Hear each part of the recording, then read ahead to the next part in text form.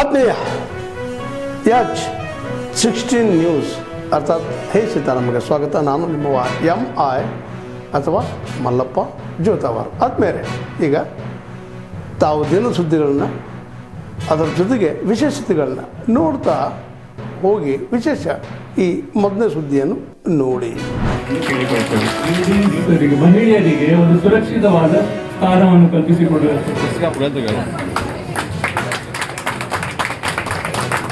ಇದಕ್ಕೆ ಪೊಲೀಸ್ ಇದೆ, ಸೆಕ್ಯೂರಿಟಿ ಇದೆ, CCTV ಕವರೇಜ್ ಇದೆ.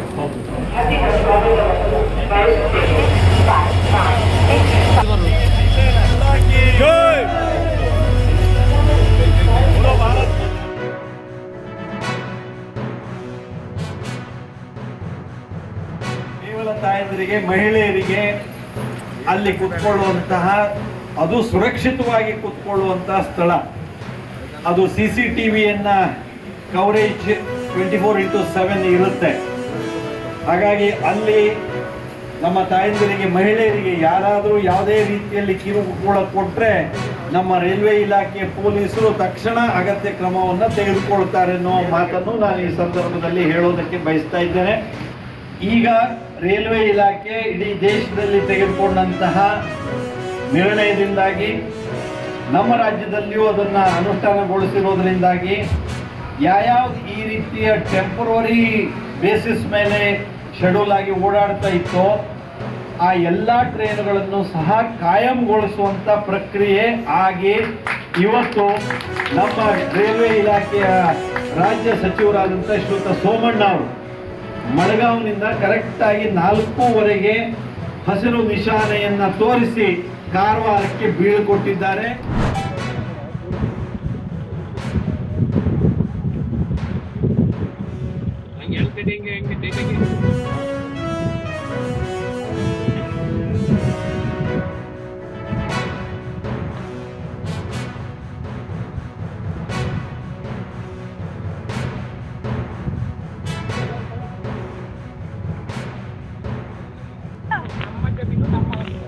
ನಮ್ಮ ಜಮೀನು, ನಮ್ಮ ಜಮೀನು, ನಮ್ಮ ಜಮೀನು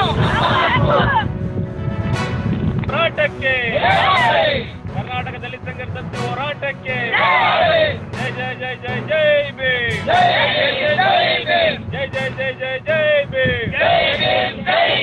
ಬೇಕೇ ಬೇಕು, ಬೇಕೇ ಬೇಕು ಕರ್ನಾಟಕದಲ್ಲಿ ಸಂಘರ್ಷ ಸಮಿತಿ ಹೋರಾಟಕ್ಕೆ.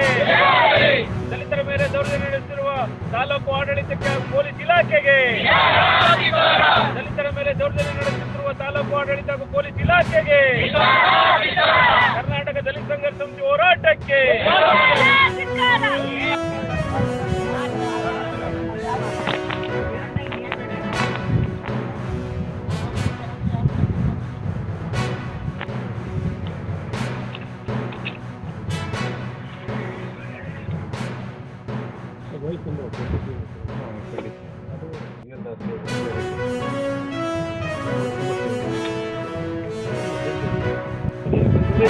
ನೀವು ನಿಮ್ಮ ಪರವಾಗಿ ಆಗಿರೋ ಆರ್ಡರ್ ಇದು. ನೀವು ಸರ್ ಇಷ್ಟೇ ಸರ್, ನಿಮ್ಮ ಪರವಾಗಿ ಆಗಿದ ಪ್ರಕಾರ ಜಾಗನ ಗುರುತು ಮಾಡಿ ಅವತ್ತೇ ನಾನು ಬಂದಾಗ ಅವತ್ತೇ ಹೇಳಿದ್ರೆ, ಈಗ ಚೆಕ್ ಬಂದಿ ಕೊಟ್ಟಾಗ ತಪ್ಪಾಗೈತೆ.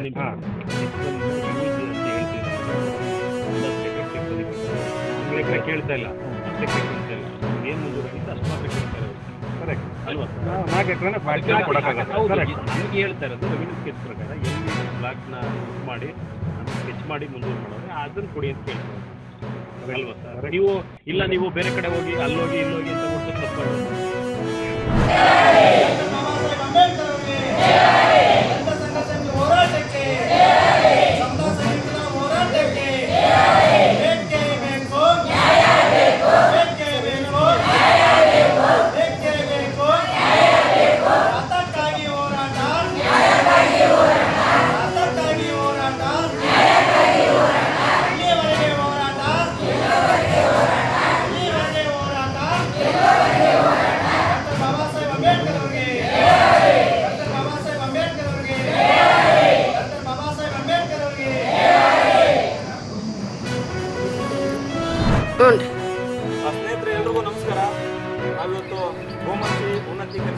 ಪ್ರಾಥಮಿಕ ಶಾಲೆಯ ಏನೋ ಒಂದು ಸ್ವಚ್ಛತಾ ಕುಡಿಯುವ ನೀರಿನ ತೊಟ್ಟಿ ಅಥವಾ ಟ್ಯಾಂಕ್ ತೊಟ್ಟಿಯನ್ನು ಕ್ಲೀನ್ ಮಾಡುವಂಥ ಕಾರ್ಯದಲ್ಲಿ ಬೆಳಗ್ಗೆಯಿಂದ ನಿರತರಾಗಿದ್ದೀವಿ.